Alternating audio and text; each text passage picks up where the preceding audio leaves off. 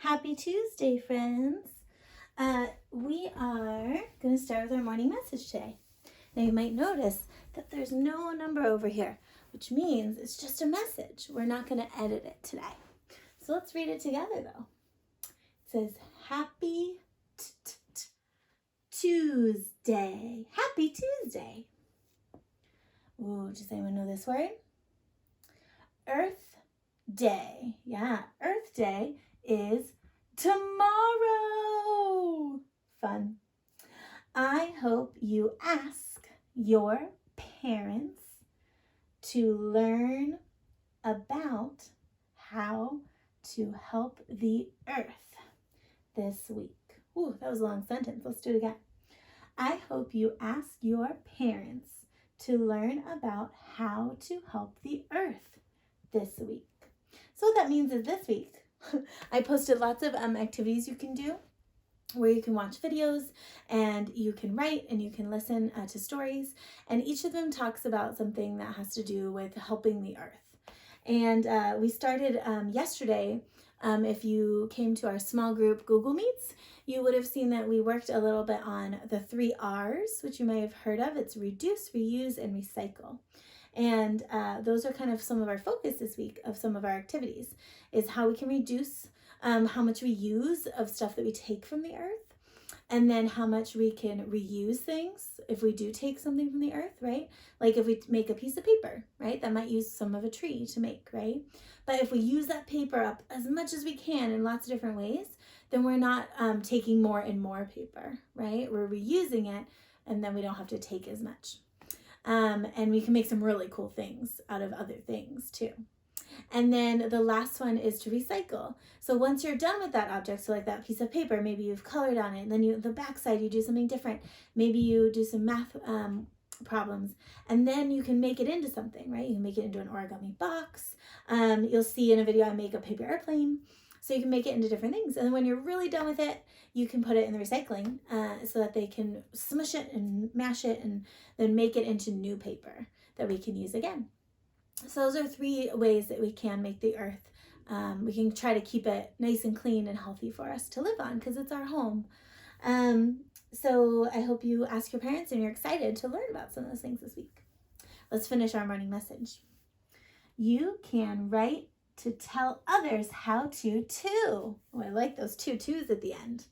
They mean different things. This too means also. So in not just you learning about it, but once you learn about things, you can use your voice by writing and then sending it out to the world. And I'll show you how you can write a letter this week if you want to write a letter to someone to help make that change. So that's that. And then at the end, love, Miss Carver. Yay! All right, that is our morning message this morning. We're going to do a mini dance. Are you ready? I'm going to play a song for you while I move the camera. See if you recognize it.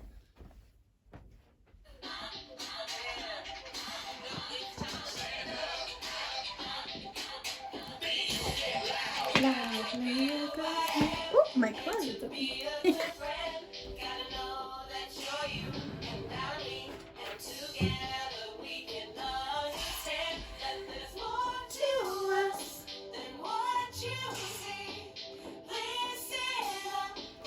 Right now you'll see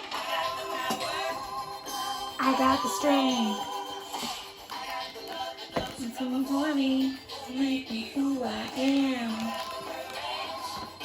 I got the strength.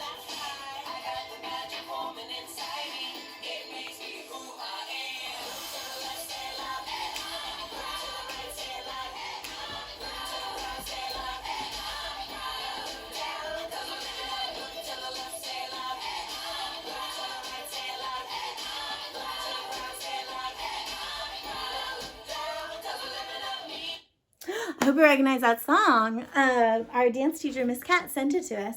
And I'm hoping maybe you remember some of the dance. And if not, she posted a video doing some of the dance so you guys can dance along with her again. I love that song. So fun to play. I hope you are having some dance parties and moving your body at home. Today I had our heart join us for a morning meeting because that's what makes your heart healthy, right? Is moving your body, eating really well, but also moving your body to make sure that it can pump all that blood throughout your body where it needs to go. And you do that by practicing it. So the more you move your body, the more your heart is used to doing that. It's like a muscle. So if you don't work it out, it won't grow nice and strong. Okay. So dancing is definitely one of those things you can do. All right, let's join into our calendar, friends, over here. Wow, Thursday, that was a long time ago. So now we are all the way on Tuesday. So let's move that. 1, 2, 3, 4, 5 days. We have 5 days to add today. Now, I want to point out something on our calendar that I got wrong. I looked up when Ramadan starts, and I got the wrong day. So let's edit that. I can't really erase it here, but I will cross it out, and I'll write it over here. So Ramadan begins on the 24th, but some people start celebrating it, I think, at midnight on the 23rd. So I'm going to write Ramadan begins over here. So I was talking to Ali this morning. He was very excited about it. And he said, oh, Friday, Ramadan begins. He was very excited. So I want to make sure I got that right. All right, so today is the 21st. Let's do our calendar. Ready? Today is Tuesday, April 21st, 10-10-1. 21st, 10-10-1 is 21. 2020. All right. So over here, we just said it's the 21st. How many 10s are in 20? Yeah, 2. Oh my. Let's post it. Let's move that over. 2. 2 are in 20. And then 1, 1. So 21 looks like this. April is the 4th month. 21 is the day that we're in. And then 2020 is the year. All right.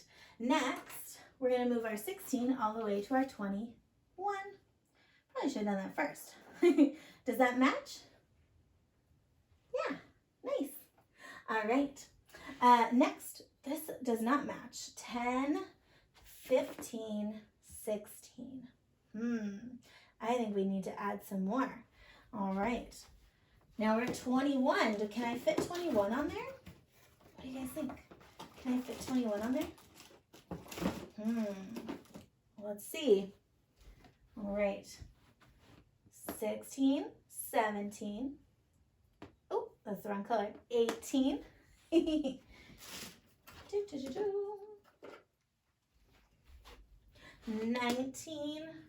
20. Ooh, I didn't get there. Now I need 21. So for now, I'm just going to put that 1 there. But tomorrow, I'll have to add our next 10 frame. Maybe I'll put it over here for now, Our 10 frame, and we're going to put our 1 in the 10 frame. So there we go. We got 2 full 10 frames. 10, 21. Do you guys see how that's also counting on? I didn't start from 1. 1, 2, 3, 4, 5, 6, 7, 8, 9, 10, 11, 12, 13, 14, 15, 16, 17, 18, 19, 20, 21. I did it. That took a long time. So instead, once you start to recognize groups or know what number comes next after any number, you guys have this amazing math skill where you can hold that number and then you count on, right? So let's do that. 10, and I know another 10 goes up to 20.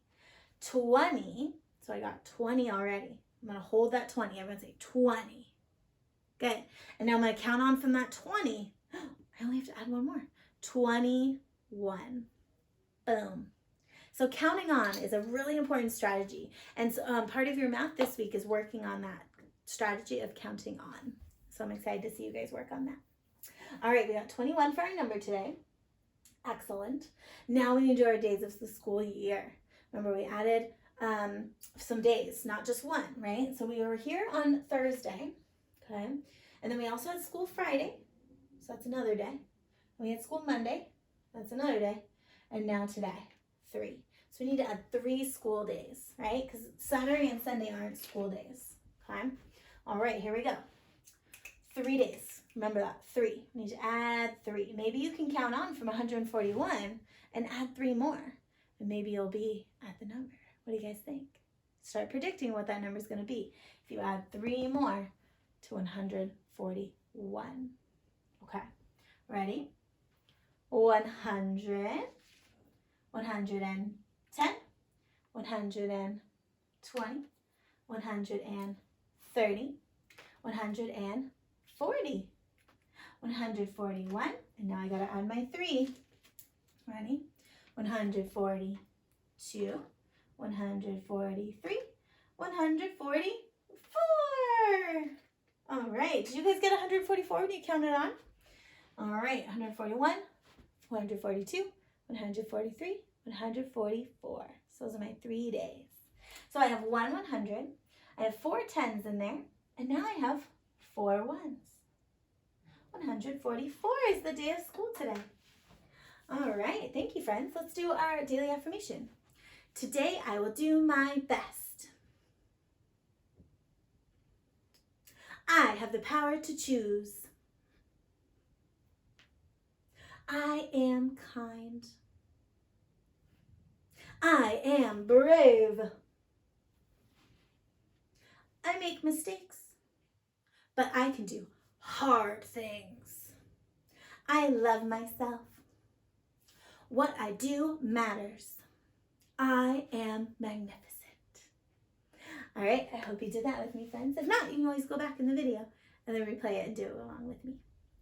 All right, for our announcements, we talked a little bit about Earth Day. Let me show you something I made in one of my videos. It's a little preview. This is me, well, kind of me.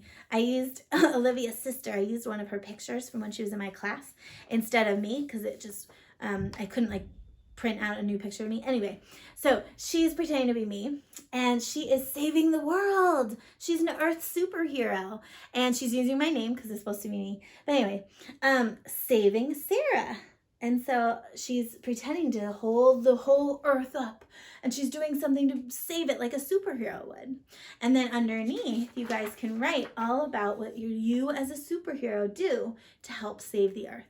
So you got to come up with your own name, okay? And then I made a little emblem to go with it, SS for Saving Sarah up here. So it's really fun. I thought you guys would really enjoy that. This is one of my favorite activities of the year. And then the other thing I wanted to tell you about is I want to show you again what we did yesterday with reusing, reducing, and recycling. So you guys help me figure out if some of these friends are harmful or if they were helpful to the environment and to the earth.